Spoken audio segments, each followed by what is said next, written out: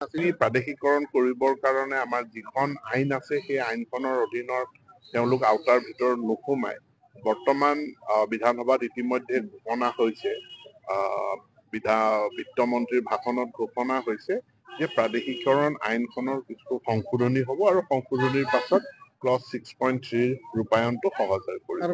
ব্যৱস্থা গ্ৰহণ কৰিছে আৰু 5,500 গৰাকী শিক্ষকৰ নিযুক্তি প্ৰক্ৰিয়া ইতিমধ্যে চলি আছে। তাৰ লগতে 4,500 গৰাকী শিক্ষক উপৰঞ্চি তেওঁলোকৰ কাৰণেও আবেদন পত্ৰ গ্ৰহণৰ প্ৰক্ৰিয়া আৰম্ভ হৈ গৈছে। প্ৰাদেশিকৰণ কৰিবৰ কাৰণে আমাৰ যিখন আইন আছে সেই আইনখনৰ অধীনত তেওঁলোক আওতাৰ ভিতৰত নোসোমাই বৰ্তমান বিধানসভাত ইতিমধ্যে ঘোষণা হৈছে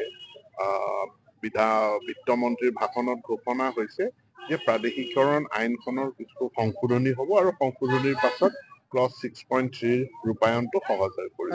ব্যৱস্থা গ্ৰহণ কৰিছে আৰু 5,500 গৰাকী শিক্ষকৰ নিযুক্তি প্ৰক্ৰিয়া ইতিমধ্যে চলি আছে। তাৰ লগতে 4,500 গৰাকী শিক্ষক উপৰঞ্চি তেওঁলোকৰ কাৰণেও আবেদন পত্ৰ গ্ৰহণৰ প্ৰক্ৰিয়া আৰম্ভ হৈছে।